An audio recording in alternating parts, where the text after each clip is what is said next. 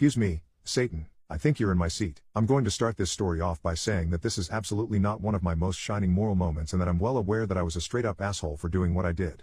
My only real defense is that I was in a super bad place mentally and needed a mountain's worth of therapy. If you're curious about the circumstances around her, check my profile. Beach was evil in human form. Now, on with the revenge. I was a weird kid growing up, really weird. It was mostly because I was being abused at home and forcibly isolated. My social skills were so underdeveloped that I had difficulty reading human faces aside from my grandmother, grandfather, and father. Being the weird kid meant that I was a juicy target for bullies. It never stopped, but there was one bully that I hated more than any of the others. We'll call her Holly. This girl never passed up an opportunity to make my life hell, and since she lived across the street from me there was nowhere I could avoid her. Holly treated me like garbage. Here are a few examples. She put dog crap in our mailbox on a regular basis. She let my dog out of my yard and I was never able to get her back. She would also sit on her porch with her friends and roast the hell out of me to entertain them if I so much as put a toe outside of my front door. It went on for years. I hated her with the fiery passion of 1,000 suns, but while my grandmother was still alive there was nothing I could do about Holly.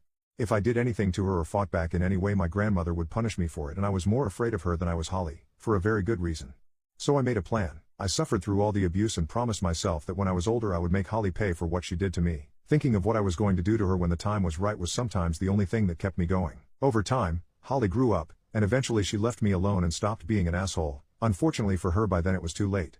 I didn't give a shit about her new moral epiphany. I had been nursing my grudge for 2 decades and it was time for a reckoning. I was going to destroy that beach. When my grandmother finally died, it was go time, and I'd had 20 years to plan. I wasn't idle while I waited. I'd made it my mission in life to learn as much about Holly as possible, and to do it I became friends with a few people on the periphery of her social circle. Eventually, I knew more about her and her life than her own mother did. The first step I took in my plan was getting her fired from her job. It took longer than I would have liked, but eventually I managed it. Holly worked at a doctor's office, and I knew that the doctor she worked for was super Christian, very straight edge, upstanding type of guy. He also had a huge influence on the local community. I decided to become a patient at his office, scheduling my visits to be on the days Holly was off work. After a couple of visits I just happened to notice Holly in the staff photo on the waiting room wall. I made a show of looking surprised and then concerned. I got to the exam room, and the doctor came in shortly after. The expression on my face got his attention, and he asked me what was wrong. I told him that even though I didn't want to, as a Christian I couldn't keep my knowledge a secret and still sleep at night because I just couldn't let him endanger his soul and reputation by doing nothing. I had his full attention, then, and I asked him as one fellow Christian to another not to tell anyone where he got the information I was about to give him. After he promised he would, I told him that I knew that Holly was using wrong substance. He was absolutely floored and at first he didn't believe me. I told him that I understood his skepticism entirely, but it was easy enough to prove or disprove my information with a drug test. If I was wrong, he lost nothing. If I was right he was saving himself from trouble down the road. He finally agreed to test her, and he tested everyone else too so that it didn't look like Holly was the only target. See, I wasn't actually lying. Holly smoked a shitload of Zaza, and I knew that because it was my dad she used to get it from. He'd been her Zaza dude since she was like 15. Her test came back positive for Zaza and much to my surprise, Xanax. Oopsie. The doctor fired Holly on the spot when the results of the urinalysis came back and then he called me to thank me for telling him what was going on. And before he hung up he told me that I truly walked with the Lord. Y'all will never know how hard I had to fight not to laugh at the depths of his wrongness. I thought I was going to pop a blood vessel. Phase 1, complete. I know what you're thinking. It's just a job and it's not like she can't go get another one, right? Losing a job isn't the end of the world. You'd be wrong. Remember how I said that her boss had a very high reputation in our area? That man called every single hospital and doctor's office in the state personally to make sure that none of them would hire Holly and risk liability and loss of community trust for associating with her. Holly's field of study was all pertaining to the medical profession, so her education was rendered worthless because nobody would hire her. I wasn't done yet. Nope, not even close. She lost her job, and because she had no income her car got repossessed. She still had her family though, 2 kids and a fiancé. Who needs families? Am I right? With the help of a good friend of mine, we catfished the F out of her fiancé. My friend is hot AF, and she let me use pictures of her to prove that she was really real. She even got on Skype with him once. When he finally made the arrangements for a face-to-face encounter and booked a hotel room I texted the screenshots of everything to Holly from a burner number. To say the excrement impacted the oscillating unit would be a vast understatement. They broke up, the whole thing was an ordeal and Holly was devastated. She had 2 kids, no job, and now no fiancé who could help her keep the family afloat. A normal person would have stopped then. Unfortunately I am not normal and I was going full scorched earth. I seethed for 20 years. No way in hell was I going easy on her. Phase 3. With her fiancé gone and no job Holly was struggling badly. She needed money and she needed it quickly before she and the kids got evicted. Meth is a giant problem in my area. It's high risk but it's also fast money and so I started subtly mentioning Holly's situation among my more legally questionable family. Eventually one of my family's friends who happened to be a meth cook got in contact with Holly and offered her a shitload of cash to let him cook dope at her house. It was supposed to be a one-time thing, 2 days and then done forever. Holly was desperate, so she said yes. Everything went smoothly at first, but dead in the middle of the cook someone called in an anonymous tip about an active cook in progress to the local narcotics unit. They rolled up on Holly's house at about 3 a.m. and caught everybody inside, including Holly red-handed making meth. Watching her cry when they handcuffed her and put her in that police cruiser was one of the most gloriously satisfying moments of my life. She was in deep legal doo-doo, and to make a bad situation even worse, most houses where labs are discovered aren't deemed habitable afterwards because the toxic fumes from the chemicals used to make the drug get everywhere, and it's super hard and time-consuming to clean. It's up to the property owner to either hire a hazmat team to clean it, or condemn it and tear it down. A lab cleanup costs thousands of dollars. It would have cost more money to clean it than the entire property was worth. So it got torn down, with everything Holly owned still inside. See, you can't take things out of a meth lab because they're going to be covered in toxic residue. It can make you very sick, especially young children. Everything in the residence is usually counted as a loss. Now, some people sneak in and grab stuff anyway, but whatever, it's their funeral. But since Holly was still sitting in jail, there was no way for her to get anything, and none of her close family were interested in risking getting caught sneaking into the house and being accused of stealing or tampering with a crime scene. Holly ended up in jail for a while, and while she was gone the court gave their father, ex-fiancé, sole custody of their children, and Holly was only given supervised visitation. 2 hours every Saturday if I recall correctly. Revenge is a dish best served cold, and mine was freezing. I was behind every single bad thing that happened in Holly's life, in one way or another for an entire 5-year period. She decided she liked bullying me and making my life hell, and she figures there would never be any consequences. Instead, I took her reputation, her job, her fiancé, got her arrested and convicted of a felony, and her children taken from her, and the best part is that she has no clue I did it to this very day. She'd forgotten about me. What she did to me impacted my life forever, but to her it wasn't even important enough to her to bother remembering. I was nothing to her, so she never connected me to her problems. Last I heard, she was in rehab for alcoholism and had her parental rights terminated permanently. After she lost her kids, she just sort of gave up and crawled into a bottle and never came out again. I was tempted to tell her, but I decided that the helplessness and confusion about why everything suddenly went to hell in a handbasket was the better plan, because that means that every now and again I can contact her and pretend to give a shit about her troubles to get a fresh revenge boner about her newest tale of woe. She thinks I'm the nicest person she's ever met. Have you ever applauded an act of vigilante justice? I did, and it was a parent beating up a teacher. As it reads on one of the few credentials which weren't collapsed by Quora, I am a teacher. Usually, I know firsthand how manipulative kids can be and remain neutral about student-teacher disputes until it's proven beyond a doubt who is guilty. This time was different. Did you ever meet someone and get the strangest feeling that the person is bad? Not just sleazy or creepy, but like there was actually something inherently evil lurking beneath what you can ascertain? That's the feeling I got when I met Crapbag. I'm always friendly to everyone, but for some reason I would always get really snippy with him and consequently avoided him when I could.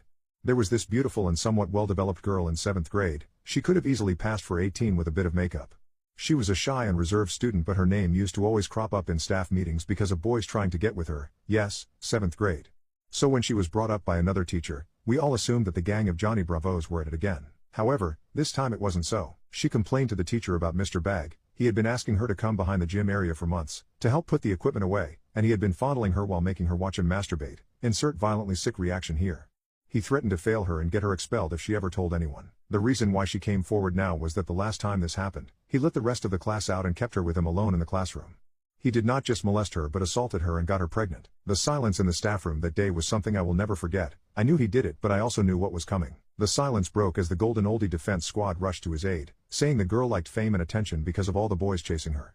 She wanted it and probably made a move on Crapbag, and you can't expect a man to fight his urges when girls behave so promiscuously. Insert a more violently sick reaction here. Now let me reiterate, this girl was one of the most soft-spoken introverted children I taught, always polite and respectful and never intentionally caused any trouble. So why were they defending him? Because he taught there for 35 years and no other student complained. That was their logic. Ironically, after the news broke that this girl complained about CB, the office was inundated with oral and written confessions from other girls who went through the same thing. The matter was reported to the regulation authorities while he still remained teaching at school, probably around 3 weeks, and then he was suspended with full pay while he awaited to appear in front of the district panel. The case was rescheduled, and since the school was missing an educator, he was allowed back after a month pending the trial. To say that this child's father was livid is like saying Einstein was smart. He was beside himself with rage and tried everything in his power to get this man out of school to no avail. He was told to wait for the regulation panel. He heeded the advice right up until Crapbag came back after that month's suspension. He and his son stormed into school with a machete. Yes, you read right, a machete, and a baseball bat. He handed the machete to his son. He took the bat and off to CB's classroom he went. I was next door, so when I heard the screaming I thought a student probably pulled a prank on him again. When it continued, I left the monitor in charge of her peers and went out to investigate. All I could see was red. It was as if someone had thrown a huge curtain of blood over him. It was everywhere. Before I could even say anything, Thundering footsteps behind me meant that security and office management had reached the scene. Upon hearing them coming, the guy turned and just ran out, leaving CB in a heap on the floor. He was faster than security, and apparently his son, who was using the machete on Crap's car, also outran them. The ambulance was called and CB was taken to hospital. News reached us later that he had 4 cracked ribs, indentations on his breastbone, knocked out teeth, and a gash on his head that needed 24 stitches. He was out of school for 2 months on medical leave, before he was found guilty at his trial. However, since he was nearing retirement age, they didn't revoke his teaching license. They made him take his pension package and resign instead. Since the father and son wore masks over their faces, his attackers couldn't be identified and therefore neither were prosecuted. I believe the father was justified in his anger, especially so out of concern for other girls when he came back to school. As time goes on, CB's physical wounds will heal, but what he did to those girls will stay with them for their entire lives. Am I the a-hole for becoming that parent by causing a stink at my daughter's school? My daughter, Cleo, 11, is very active outside of school. She plays soccer, takes swim lessons, and will play outside a lot with neighborhood kids. She's very social. Most of her friends are from outside of school. At school, however, she struggles to make friends. Cleo has ADHD and was bullied in 3rd and 4th grade for some of that. While it was brought under control by 5th, current grade, these kids still don't play with her and pretty much ice her out. While I don't think they have to play with her, it also means that she doesn't socialize a lot at school. She's okay with this. Her teacher says our daughter often plays alone at recess or reads. My wife and I were not very concerned and explained she was very social and active afterward. Cleo is a huge reader. She's currently reading her way through my wife's collection of books from her childhood. She loves them and treasures them, knowing they were her mama, and wants to take great care of them. She came home on Tuesday, very upset, and worried her mom would be upset with her. I asked why and she said her teacher took her book away and won't give it back until tomorrow. When pressed for more information, she said she was reading at recess. Her teacher walked over, took the book, and told her to go play.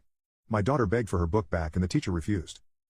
I quickly assured Cleo that she wasn't in trouble and even called my wife at work to have her back me up.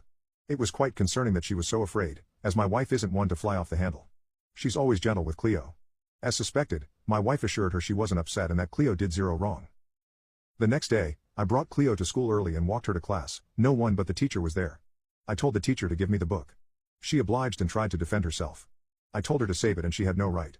There is no rule that Cleo has to do physical activity at recess and we expressed no concern. The teacher said she was allowed to set boundaries for her class, but I pointed out recess was free time. It's not like Cleo is reading during math. We went back and forth, and finally, I said I'd be reaching out to the principal. The issue was resolved quickly. I don't know the particulars, except the principal told me that Cleo is allowed to read at recess, and unless she is actively harming someone or reading during a non-designated time, she wouldn't have any more books confiscated. My wife and I were pleased. Cleo even more so. My cousin is a teacher at this school, just in a different grade. She says what I did is hot gossip in the teacher's lounge and that I have been marked as one of those parents. She says the teacher isn't paid enough and I should have just accepted the rule. When I pointed out we only have 2 more months left at this school, Cleo is our only and starts junior high in August, that's not a concern. My wife and I feel justified, but we are wondering if I'm an a-hole?